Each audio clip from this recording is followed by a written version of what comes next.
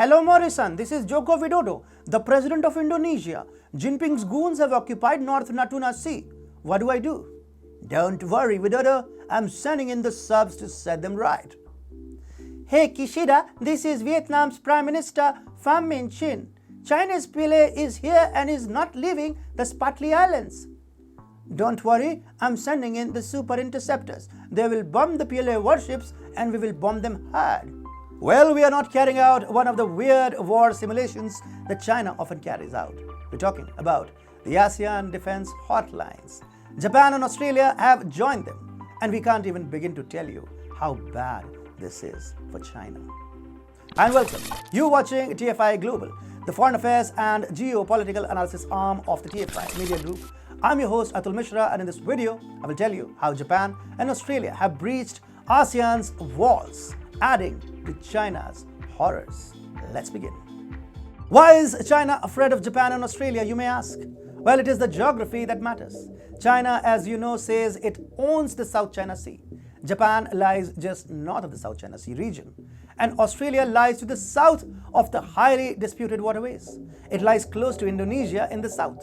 So we're talking of an era in which Scott Morrison and Fumio Kishida find Xi Jinping in between and crush the Chinese People's Liberation Army, or the PLA, from both sides.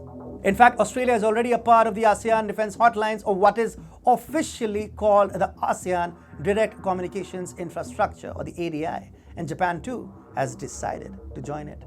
Japanese Defense Minister Kishinobu announced that Japan will join the defense hotlines set up among the Association of Southeast Asian Nations, or the ASEAN members, during his talks via video conference with Brunei's second defense minister, Haji Muhammad Yusuf. He confirmed that Japan will join and make the best use of the ADI.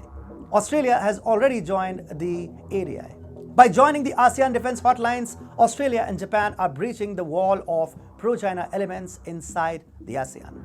China is a manipulative power. It divides ASEAN by playing into the various divisions within the intergovernmental bloc. It is also exploiting its nexus with Cambodia, the sitting ASEAN chair, to mute ASEAN's criticism of China, even though Beijing keeps staking claim over the entire South China Sea. But with Japan and Australia getting in, countries like the Philippines, Vietnam, Singapore, Indonesia, Malaysia, and Brunei that actually despise China and want to give the Chinese PLA a bloody nose will get emboldened. Morrison and Kishida will thus further radicalize members of the ASEAN against China. Within the ASEAN, Indonesia recently invited Brunei, Malaysia, the Philippines, Singapore, and Vietnam to convene next year as a part of the ASEAN Coast Guard Forum, which met virtually in October. And now Japan has joined the ADI. This is a message to the anti-China faction in the ASEAN. Go ahead and sharpen your defenses. Japan and Australia are with you. And what's even better is that they are also ready to defend Taiwan. Remember, in July, the Japanese ambassador to Australia, Shingo Yamagami, said that the Sino-Japanese ties were no better than the strained Sino-Australian relations. Yamagami had then offered, "Don't worry, you're doing an excellent job. We are in the same boat and we should work together." So Japan and Australia wanted to work together, and now they have joined the ASEAN. All this points to a single factor: Taiwan. Remember, Taiwan is itself becoming the center of attention, with even ASEAN member Singapore resuming military cooperation with the island nation and signaling that it can dump China for Taiwan. Taiwan itself follows President Tsai Ing-wen's new southbound policy, or the NSP.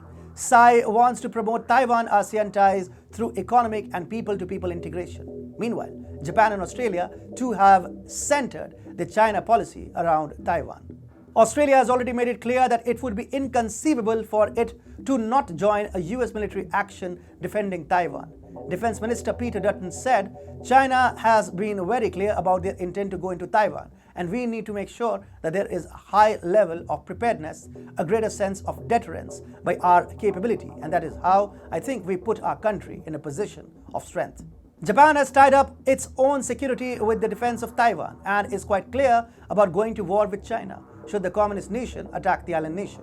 By joining the ASEAN defense hotlines, Australia and Japan will bring ASEAN closer to the cause of not just pushing China back from the South China Sea, but also defending Taiwan. China must be very afraid. It will have to take a lot of beating from Australia and Japan if it bullies any of its ASEAN rivals or Taiwan.